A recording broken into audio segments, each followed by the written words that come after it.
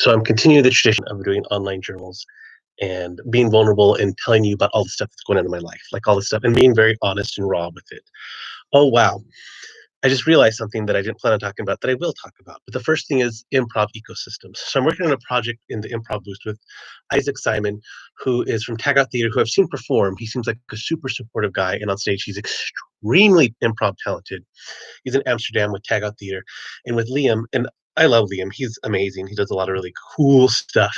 And so we're working on Liam Weber. If you don't know Liam Weber, part of Miss Simp, Denise's 50th, Rhymes Against Humanity. He's a part of so many improv teams. He's really great to work with. He's so funny and such a playful person. Such a great person to watch on stage perform. So what we're doing is we're working on improv ecosystems. And to me, I wanted to keep it as simple as possible while still providing a good deal of value. That's kind of my goal with this. And so it's going to be three phases. And the first phase is probably the phase that I'll be involved with. And then after that, I kind of let it go, see what happens, because then everyone else kind of takes the point of each different phase. So in this first phase, what we're going to do is we're going to interview people around the world who are to do improv, and we're going to try to diversify it to like experienced people or people that are new to the improv community because they have different perspectives on what improv is like. Someone that's getting paid, artistic director of a theater, might have a very golden view of what improv is like, not realizing that in some instances they may be oppressing other people and not allowing some people to be part of the improv community or whatnot. And so people that knew can be like, hey, it's struggling, I don't feel appreciated, or whatever it is. So we're trying to find a diversity within skill levels and cultural diversity. I'm going to reach out to people in New Zealand. I'm going to reach out to people in Japan to see if they'd be part of the improv survey. But we also like, I'm from LA, from the United States. Liam is from United Kingdom. Isaac is from Amsterdam, and then there's a bunch of connections that we all kind of have because I'm living in England for right now, which is kind of what started this whole thing. And we all have connections to the European community together. So hopefully we'll get a nice slice. And here's the challenge, I think, is because we want to get a nice slice of global experience level, cultural backgrounds, LGBTQI, gender identity, all that kind of stuff, with selecting as few interviewees as possible. So imagine trying to get 10 people that represent diversity around the world. Very difficult. We're not saying 10, but I'm just trying to say a few, but it's going to be small number. It's not going to be like 100 or 30 people like that. It's going to be a very small number because there's a lot of data to collect. And I'm working with someone that does consumer surveys, and they say like, you'll be surprised how much time it's going to take. So that's fine. It's totally fine. So that's a project we're working on. And I'm hoping that that data and that research will be useful to the global improv world at some point, saying here's a lot of similarities between all these things. And then also what I suspect will come out, but I don't know how it will come out, but to a certain level, competition within improv is beneficial. But oppression in improv is not. That's what I think is going to come out, but I don't know how it will show itself, or maybe this data will not convey that at all. I don't know. One of the reasons doing improv ecosystems is that an improv community might be one school, but an ecosystem might be several schools and how they interact with one another, right? So that's one project we're working on. Another thing I want to talk about is tiny headbutts. It's really cute because lately my cat Pride, when I'm sitting there, and he's been doing it a lot the last 2 or 3 weeks, I'll be on the computer in the office and he literally will come in and just headbutt my arm and then walk away. Like he's just like, just checking through you are, and he'll walk away. Or if I'm laying on the ground, he'll come in and like headbutt my shoulder or he'll headbutt me. And sometimes he wants attention. I'd say like 40% of the time he wants to be pet. Like 40% of the time he wants to be pet and attention. But most of the time it's almost just like a check. Like, are you still there? Okay, good. Are you still there? Okay, good. And it's really cute. I really like it a lot. One thing that I didn't expect to talk about, but I'm going to because that's what these live drills are for, is today I didn't have to. I think that makes it seem like I'm taking the responsibility off myself. I'm taking total responsibility for saying I chose to um, remove some people from my life, right? And the thing is, although I think ultimately it wasn't a rash decision. It wasn't a decision that I click, I'm just going to do today. It's a decision I came to after thinking about it for quite some time. One of them, reasonably months. I've been thinking about like, is this person healthy for me? And like, and so there are people that have been draining me. There are people that have just been asking me for stuff, and when I ask for reciprocation of any kind, they'll get upset. Or there are people that are that have sexual harassment claims in their history, and I just don't need to be associated with that. And also, I don't think it's strong to be an ally for the Me Too movement or people who have experienced that to say, "Hey, I empathize with you, but I'm still going to be friends with this person because it benefits me." I don't think that's a very strong stance, and I'm someone that tries to have their actions reflect what their words are, what their philosophies are. So those are people that I have removed from my life. And here's the only thing is that like I think at a certain level it's going to cause reciprocation, right? There's people that get by in life by just flying under the radar and being gray. They're used to being milk. And that's the thing is they're non-threatening, they don't stand for anything. So it's easy to hire them for jobs because they're not going to polarize your audience.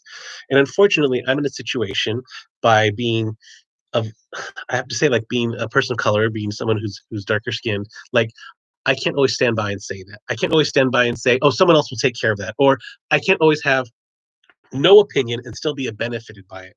There's a lot of people that can have no opinion and still be like, "I can have no opinion and still succeed. I'll be great." But then there's I'm in that position where I can have no opinion and I'm still going to be in a place where I don't benefit or I actually am destroyed by some of the decisions going on. Here's an example of that ideology. There was a very successful improv organization that's having an online improv festival. And I looked at the slides of their teachers, which must be in about 50, and the percentage of people of color or possible people of color in that picture of over 50 people, including staff and everything, is really disheartening. It's really discouraging. And I've had this experience before where at one point I was thinking, this was months ago, I was thinking, I'm going to look at all like the professional improv teams, the teams that are getting paid to perform improv in England, in the United Kingdom.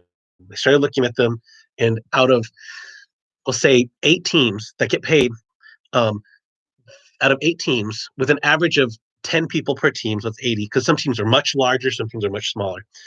Um, I could I could not see one person of color in there, and you can't tell me that out of 80 performers, out of 10 teams, that the United Kingdom does not have one person of color that's not talented. And this is an issue that's been going on with improv. I mean, ever since Viola Spolin. No. Here's the thing: not since Viola Spolin started it. Since large schools started making money off of it, like Second City and IO and UCB and everything, it's been an issue forever. It's been something that people have struggled against with forever. Part of it is, so there's a lot of different facets as to how this developed. And it's not one single person or it's not one single entity's fault, to be honest. We can throw all the shit we want to at large improv companies, but it's not Second City's fault. It's not IO's fault. It's not UCB's fault. It's not Annoyance Theaters. It's not that, right? What it is not only do the people of influence, like teachers and artistic directors, have an influence on what stories are told on stage by the teachers they hire, and then the teachers then execute a curriculum, and then the teachers then also are like giving people certain skill sets and rewarding responses. But peers within the class will also have an influence on that. So if you're in a class, so if I'm in a class, I'll take myself as an example. If I'm in a class and I start talking about Speedy Gonzalez, I started talking about how Speedy Gonzalez, I go, Speedy Gonzalez. Now, Speedy Gonzalez was a character in Bugs Bunny that was a bad Mexican stereotype, right? Other people might go, hey, that's funny and everything. And most people who are the Mexican background will be like, that was pretty offensive, right? That's pretty offensive. And if the rest of the class goes, ha ha ha, funny, and my whole thing is I'm satirizing it to go like, ooh, God, or if I even let's take a much more bland example. If I just start talking about how to make tortillas, and that's not a very common experience, right? No one else will relate to me, so there'll probably be less laughter. No one else will relate to me, so my teammates will be able to support it, but they'll be more exploratory. There won't be as much humor involved. Okay, so then the teacher will go, hey, let's try to do this, and you talk about group think and that greater mind meld and the hive mind kind of thing. And when that takes place, what you're doing is you're homogenizing the hegemonic narrative. Like what you do is you're saying, well, the one thing that we all relate to is the common narrative, which is what we see in movies all the time, the white hero, like Captain America and all that kind of stuff. Like, so that's why you hear about the whitewashing of American cinema. Like, so not only are these entities of like the people of influence, and which includes like these large schools and all kinds of stuff, but it also includes small schools. It doesn't include just large schools, but also, and this is like the most like, how do you solve? You can't solve this problem. It's also audiences become an influence, right? So if you go on stage and there's like 100 people in the audience, and there's stuff going on, and I start making cultural references that will not be shared amongst everyone in the audience, and I start talking about, but these are specifics and these are part of my background, and I start talking about making carne asada so tough because you have to beat the meat. And you do, and you have to get mallet, and you have to matter. But not everyone on the team is going to be able to support that with specifics. They'll have to make a mistake, and that becomes the pivot moment of the scene. It won't be the status quo, it won't be behavior. People in the audience will only be able to see the humor in it once it's becoming justified, not because they relate to it. They won't be relate to my character. They won't relate to my choices. And so at that point, what do I do is I start bringing out examples that everyone can relate to, which is typically the white cisgender male's experience, which is, oh, I went to Starbucks the other day. Oh, Starbucks, I went to Starbucks.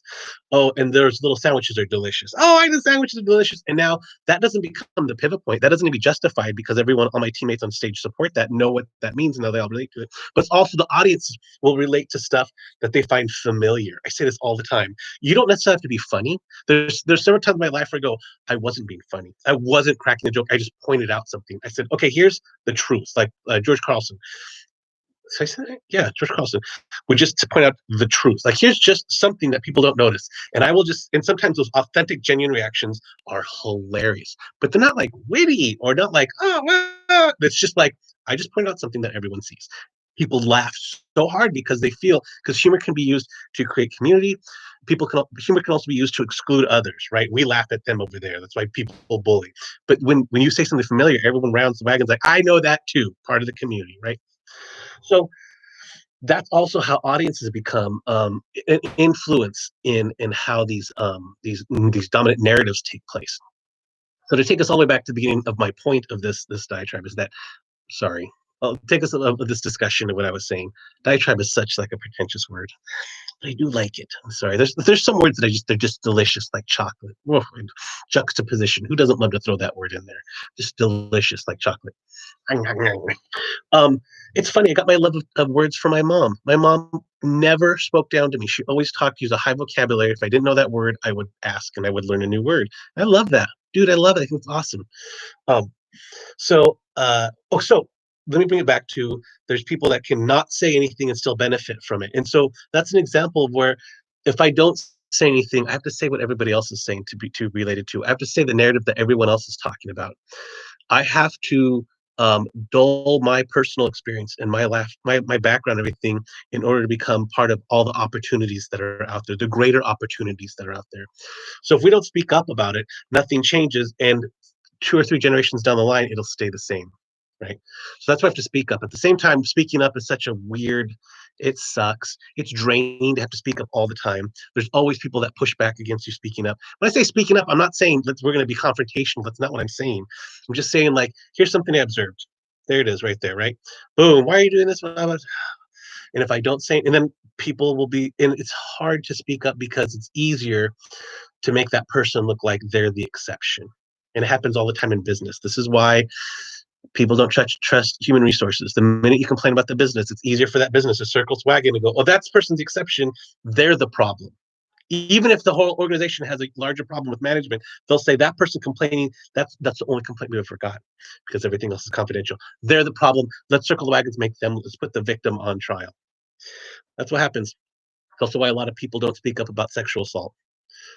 It's just because I only want to say, I don't want to do what's just and say something that happened, and it's easier. It's a tactic for them to attack the victim, and that's what happens. Is if someone speaks out and say, "Hey, I noticed this," and the people go, "They didn't have to say it that way." That's such a weird thing to. That's another weird attack. Is subjectively, it's like they made a good point, but they don't have to say it that way. So that's another way to like just discredit something, which happens. Like I totally get that happens, but it always happens. It's an easy way to defend yourself. Anyways, I went off on a tangent, and so yeah. So that's it. That's so much stuff. I felt like I just, which is what this is all about. You have any comments, any questions? I'm here to answer them. Hope you all have a great. God, it's only Tuesday. Seems like it's been forever. Have a great rest of your week.